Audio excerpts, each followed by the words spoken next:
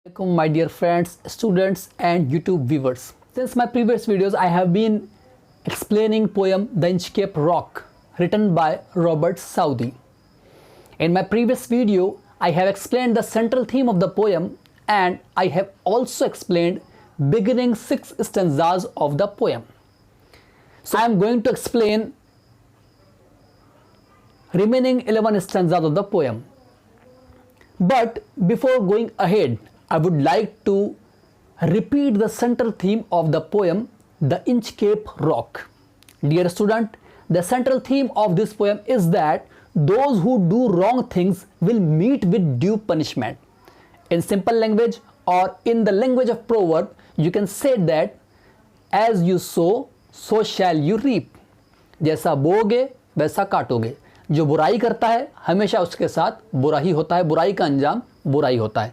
In this poem, Sir Ralph the Rover, who was a pirate, who was a sea pirate, who was a bad person, stands for evil forces. And in this poem, Abbot of Aberbrothock, who was a kind person, who was a pope of a church, stands for good forces. Dear students, we have read that there was a 18-kilometer reef. Reef means a long line of mountains in the sea, and that was the Inchcape Rock. And in the stormy weather, many ships used to strike or used to hit that Inchcape Rock. So a good person, the Abbot of Aberbrothock had placed a warning bell on the top of Inchcape Rock to save the mariners, to save the sailors, or to save the ships from accidents. Dear students, we have completed the beginning 6 stanzas of the poem. Now I am going to read 7th stanza of the poem. I am going to read from your textbook, and the stanza is also shown on the screen. See the stanza. He felt the cheering power of a spring. It made him whistle, it made him sing. His heart was mirthful to excess, but the rover's mirth was wickedness. Before explaining this stanza, see the previous stanza. In the previous stanza, the poet described beautiful atmosphere and happiness, beautiful atmosphere of that day when the villain of this story, the villain of this poem, Sir Ralph the Rover, reached to the Inchcape Rock. In the previous stanza, the poet described that on that day everything seemed beautiful and there was happiness. All seabirds were singing to express their happiness. Now see this stanza, stanza number 7. I am reading the stanza. He felt the cheering power of the spring. It made him whistle, it made him sing. His heart was mirthful to excess, but the rover's mirth was wickedness. In this stanza, first of all, identify or underline difficult words or new words. Whistle means सीटी बजाना, mirthful or mirth means happiness, and wickedness means evil or bad. These are 3 difficult words in this stanza. Now see the stanza. The stanza is very simple. He felt the cheering power of spring. He means Sir Ralph the Rover. Rover means a person who spent his time in wandering. Sir Ralph was a rover. Sir Ralph was a sea pirate. वो एक समंदरी लुटेरा था और वो एक दिन अपने समंदरी सफर करते हुए इंचकैप रॉक के पास पहुंचा. And he saw the Inchcape bell and he fixed his eye on the Inchcape bell.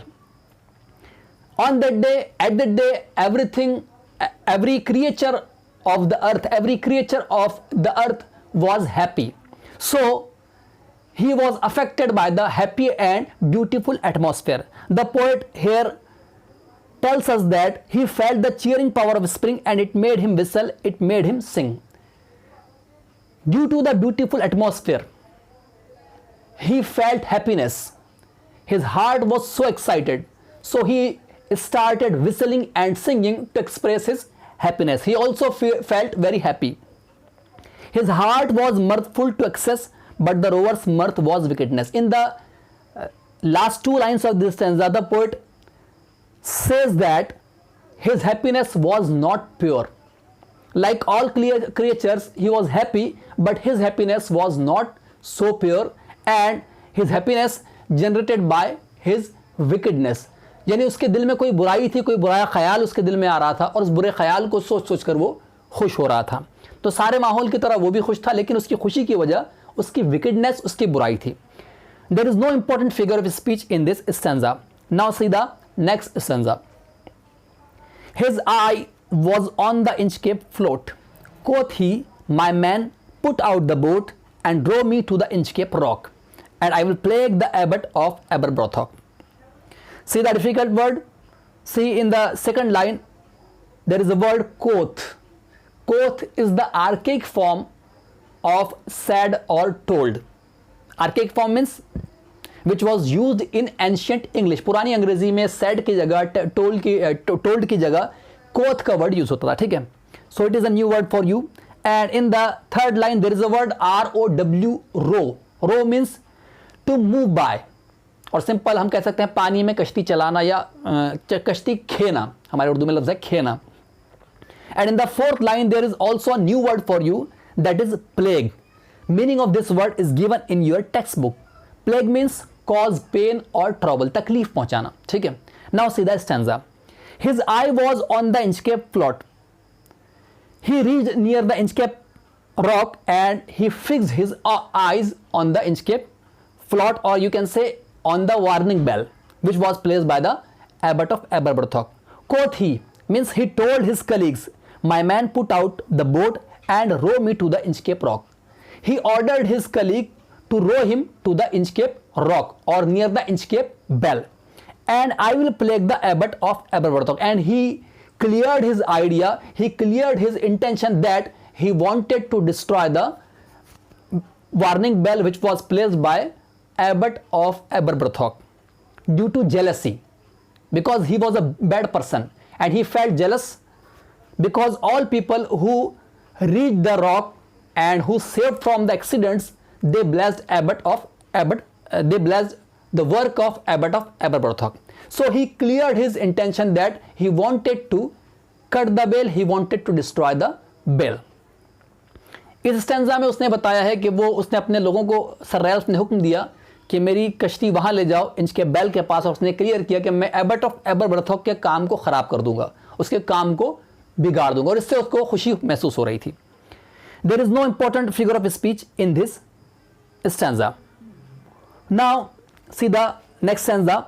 The boat is lowered, the boatman row, and to the Inchcape rock they go. Sir Ralph bent over from the boat and he cut the bell from the Inchcape float. In this whole stanza there is no difficult word, or there is no new word for you, and there is also not any important figure of speech present in this stanza. Very simple stanza and you can easily understand this stanza. The boat is lowered and boatman row. boatman ने उसको boat ले जाकर वहाँ पहुँचाया Inchcape bell के पास. And sir Ralph bent over, bent over का मतलब होता है झुकना. Sir Ralph bent over from the boat and he cut the bell from the Inchcape float. और उसने क्या किया, वहाँ झुका वो और उसने उस इंचकेप बेल को, वार्निंग बेल को कट कर दिया. Now see the next stanza.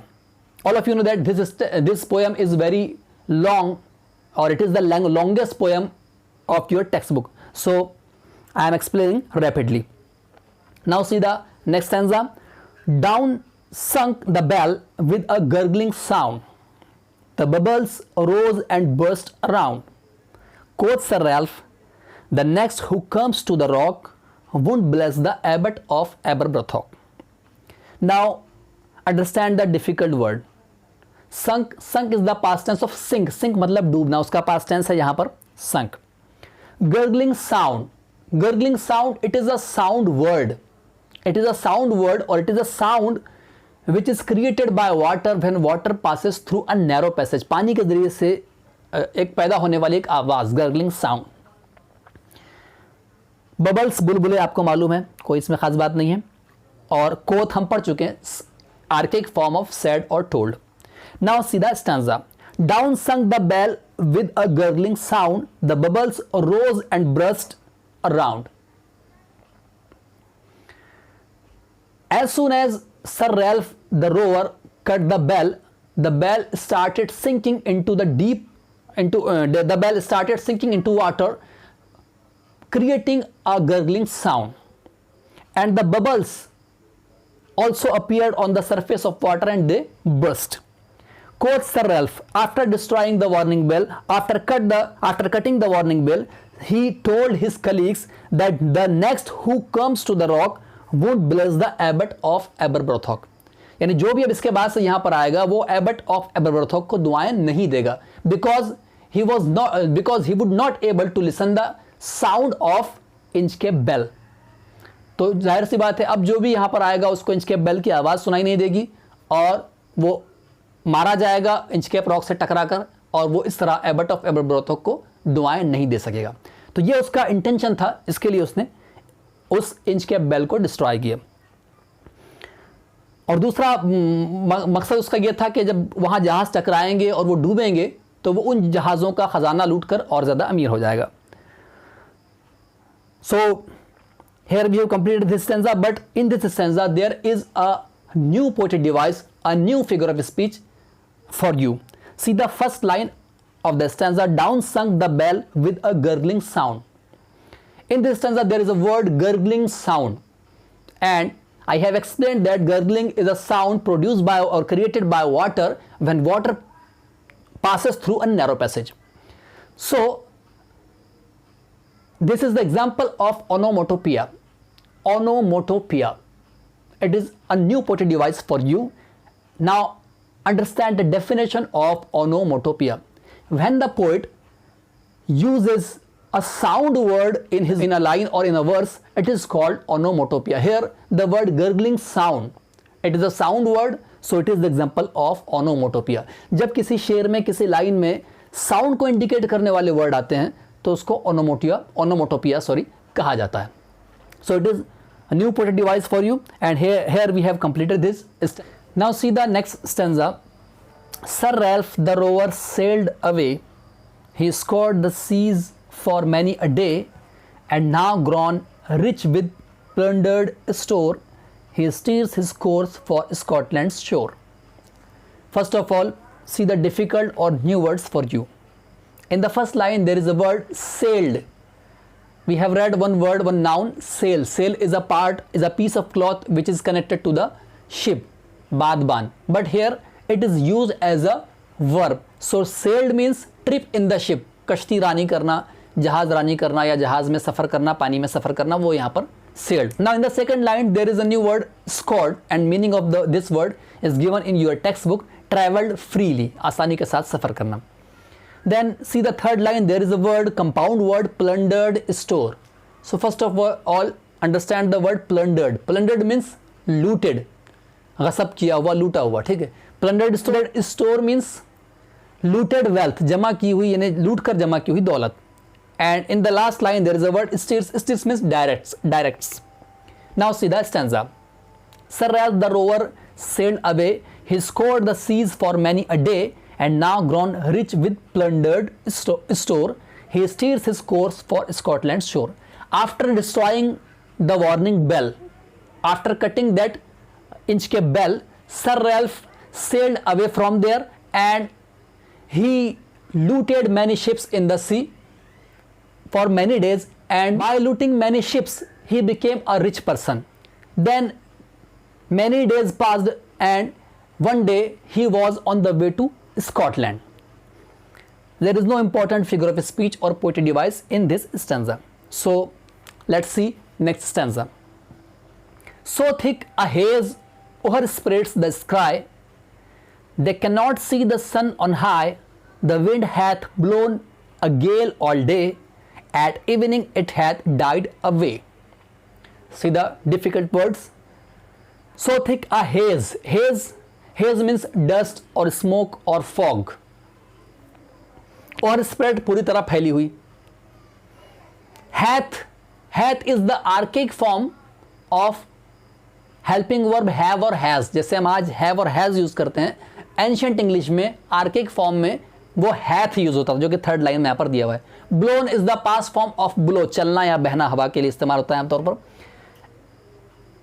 These are the difficult words of this stanza. Now see the stanza.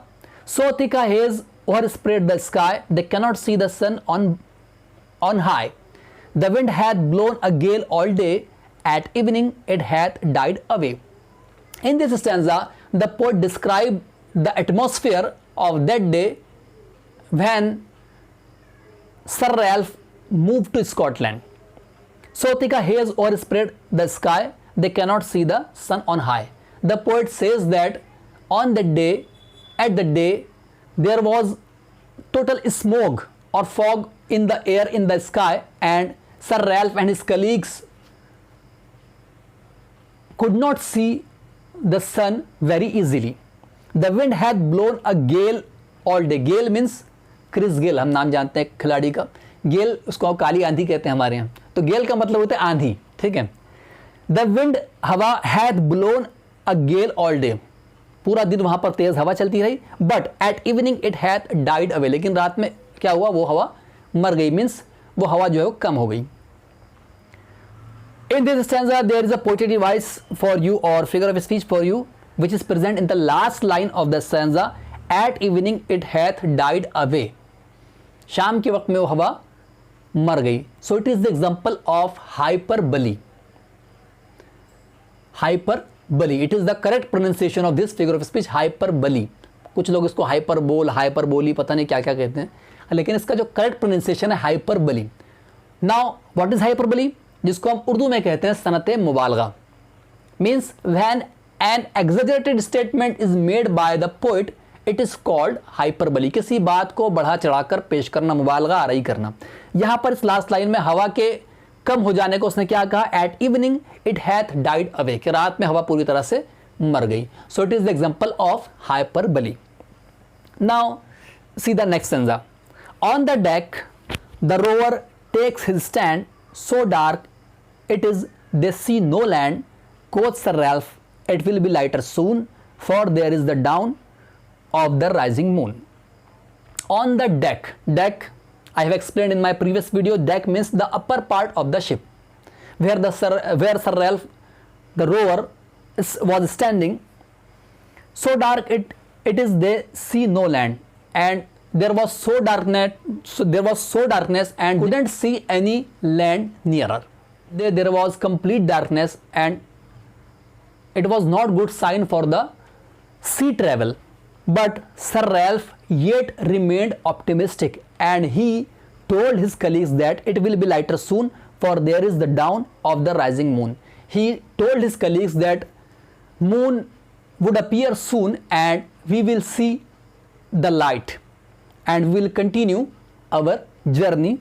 In this stanza there are two poetic devices for you. First is present in the first line of the stanza. See the first line. On the deck the rower takes his stand. This line is the example of inversion, and in my previous video I have explained what is inversion. To invert means change करना, ठीक है.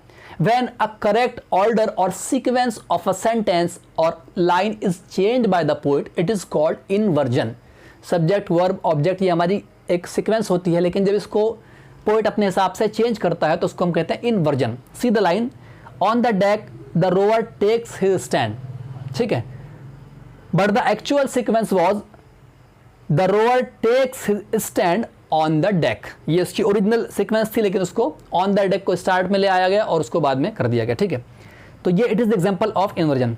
Now see the last line of the stanza. For there is the dawn of the rising moon. Dawn means first light of day comes, और in simple words you can say early morning.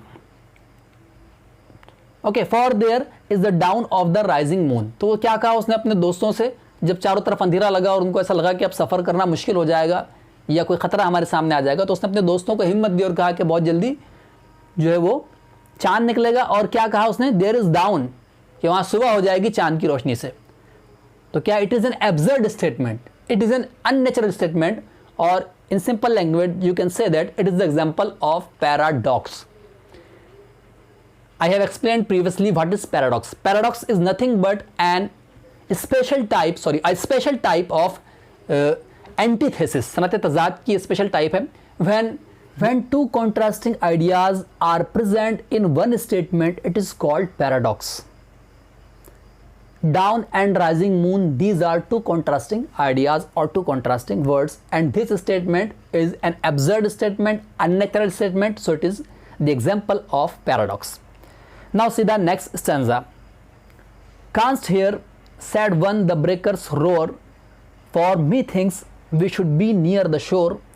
Now where we are I cannot tell, but I wish I could hear the Inchcape bell. See the difficult word. Canst hear means simply cannot hear. Roar means a loud sound, zordar आवाज, and here breakers roars means sound of waves. Methink, simply you can say I think. The stanza. In this stanza, a companion of Sir Ralph Rover expressed his opinion, his view on that particular situation. He said that we might be near any shore, any land, because we couldn't hear the sound of waves. हम उसने कहा कि हम हो सकता है कि किनारे के पास पहुंच गए क्योंकि लहरों की आवाज़ नहीं आ रही है. Now where we are I cannot tell, but I wish I could hear the Inchcape bell. And he also said that he was not able to identify the exact location, but he wished that it would be better if they heard Inchcape bell. उसने कहा कि मैं बता नहीं सकता कि हम कहाँ पर हैं, लेकिन ये बेहतर होता कि काश हम Inchcape bell की आवाज़ को सुन सकते ताकि हम पता लगा सकते कि हम कहाँ पर हैं. Now see the next stanza. They hear no sound, the swell is strong, though the wind hath fallen, they drift along, till the vessel strikes with a shivering shock. O Christ, it is the Inchcape rock. First of all, see difficult words. Swell means rising waves. Then drift means move slowly. Then vessel is the another word which is used for the ship. Shivering means trembling, कांपना, थरथराना. Now see the stanza. They hear no sound, the swell is strong. The waves rose very high, so they couldn't hear any sound. Though the wind hath fallen, they drift along. लेकिन थोड़ी देर बाद हवा थोड़ी सी बहुत ज़्यादा वहाँ पर लहरों का शोर था, इसकी वजह से कुछ सुन नहीं पा रहे थे, लेकिन थोड़ी देर बाद ये हुआ कि हवा थोड़ी सी वो कम हो गई. Till the vessel strikes with a shivering shock, and their ship suddenly struck a mountain, a rock, and the ship started shivering. उनकी शिप ने फौरन एक जोरदार धचका उनकी शिप को लगा और वो एक माउंटेन से टकराया. Oh Christ, it is the Inchcape rock. Then they came to know it was the Inchcape rock. तब उनको समझ में आया कि यही वो Inchcape rock है जिससे उनका जहाज टकरा चुका है. See the last line of this stanza. Oh Christ, it is the Inchcape rock. This line is the example of one poetic device, one figure of speech, and that is new for you. And the name of this poetic device is apostrophe. Now understand the definition of apostrophe. When a poet directly addresses absent people, dead people or non-living things, it is called apostrophe. जब शायर किसी बेजान चीज़ से या किसी गैर हाजिर शख्स से बराह रास्त या डायरेक्टली खिताब करे तो इसको कहते हैं apostrophe. Here they shout, "Oh Christ," and Christ was not present there. यहाँ पर उन्होंने अपने खुदा को पुकारा जबकि वहाँ पर क्राइस्ट, खुदा से मुराद उनके खुदा ईसा अलैहिस्सलाम, और ईसा अलैहिस्सलाम वहाँ पर मौजूद नहीं थे. So it is the example of apostrophe. Now see the second last stanza of the poem. Sir Ralph the rower tore his hair, he cursed himself in his despair.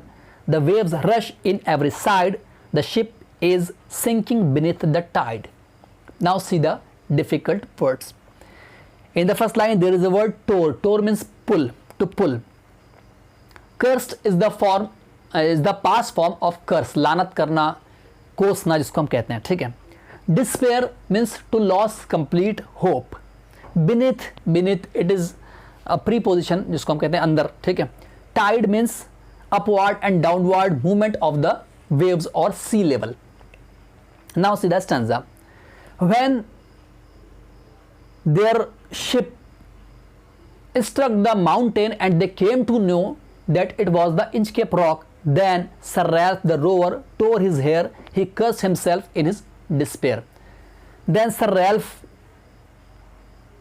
rower pulled his hair due to frustration. He was very frustrated and he was very frustrated and he had lost his complete hope, and now he was facing the bad effect or bad circumstances of his own bad doing. उसने खुद वो बैल cut की थी और बैल ना होने की वजह से आज खुद उनका जहाज उस पहाड़ी से टकरा गया. सो अब तो वो अपने आप को जो है वो सररेल जो है वो कोसने लगा, अपने सर के बाल वो नोचने लगा, खौफ की वजह से, घबराहट की वजह से, और अपने आप को कोसते हुए काम करने लगा. And the waves rush in every side, the ship is sinking beneath the tide. और पूरे वेव्स जो है वो उसके अंदर, कश्ती के अंदर आना शुरू हो गई और वो शिप जो है वो डूबना शुरू हो गई. Now see the last stanza of the poem. But even in his dying fear one dreadful sound could the rower hear, a sound as if with the Inchcape bell the devil below was ringing his knell. First of all, see difficult word. Dreadful sound means very horrible, unpleasant sound, very bad sound. Now devil शैतान के लिए इस्तेमाल होता है. And knell, this word you have already read in your 11th standard textbook in the story Mrs. Addis. Knell means sound of a bell rung solemnly after death or at a funeral announcement. जो मौत का ऐलान करने के लिए जो घंटी बजाई जाती है उसको डेथ नेल कहा जाता है. ठीक है. Now see the stanza. But even in his dying fear, when the ship was started sinking in the sea, and Sir Ralph cursed himself in that dying fear, उस मौत के खौफ के अंदर वो कहता है, one dreadful sound could the rower hear. Row or के कान में खतरनाक खौफनाक आवाज़ उसको सुनाई दी अपने मरते वक्त, अपने डूबते वक्त. A sound as if with the Inchcape bell, and the sound was similar to the sound of the Inchcape bell, and the reason is that the devil below was ringing his knell, because the devil was ringing death knell for Sir Ralph. उसको एक sound bell की तरह, घंटी की तरह आवाज़ सुनाई दी क्योंकि शैतान जो उसकी मौत की घंटी बजा रहा था. Here we have completed the poem The Inchcape Bell, and it was the longest poem of your textbook. I have explained the complete poem and I hope that you have understood the whole poem. Thank you, all of you.